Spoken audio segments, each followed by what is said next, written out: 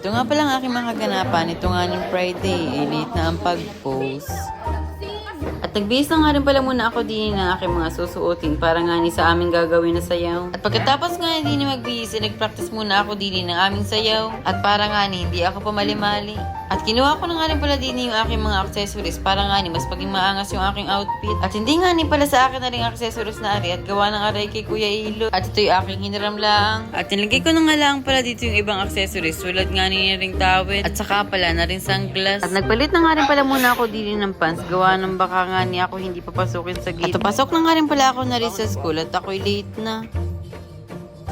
Nakarating na nga rin pala ako na rin sa school at nandini nga ni ako sa CR para nga ni magpalit na ng pants. At kung napapansin nyo nga pala dito na medyo pugto pa yung aking mata at gawa ng nanayo ata ako na rin o awan. Nagsentro na nga rin pala ako na rin at gawa ng pag ako'y nagsayaw-sayaw tapos nahulog yung pants ko ay awan. Ay kakahiya. At nakapagpalit na nga rin pala ako dito ng pants at kami nga ni practice naman para nga ni mataas-taas naman yung aming score na makuha. Isaya nga ni ang damit kung hindi naman agalingan ng pagsayaw. At nakagayak na nga rin pala din ni aking mga klase at gawa ng matagal-tagal din nila rin na paghandaan. At shoutout nga rin pala din ni Carustom at siya naman daw ang abidyuhan. At mag-practice na nga rin pala kami na rin sa mga oras na ari at rin mga kagrupo ko ay bigay na bigay. At shoutout nga rin pala din ni kay Risha ay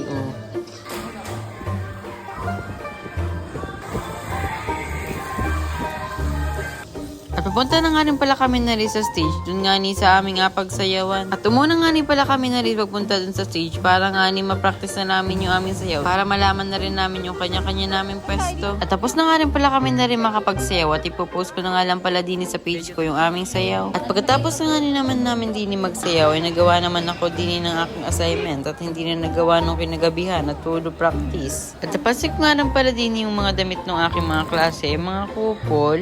At napansin ko nga rin para din yung aking kaklase na todo sulat din na yun, hindi nagawa ng assignment. At kinatanghalian na nga rin pala na rin at pumunta naman nga ni kami na rin sa may science club at para nga ni mag-practice para nga ni sa aming gaganapin na test na NK, basta NCAE.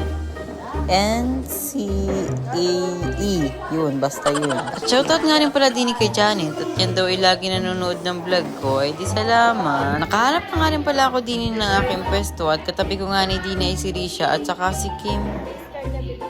At bising-bising nga rin pala din si Utoy at Ari, pasayaw-sayaw. Ay ayan pinapakita pa, over. Pinapakita pa na para bambano.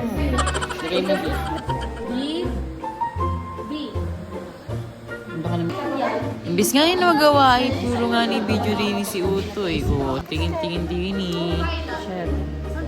At sinali ko na nga rin pala din yung dalawa. At for your information nga pala, tapos na nga rin pala kami na rin bago nga rin kami mag-video na rin, mag-picture-picture.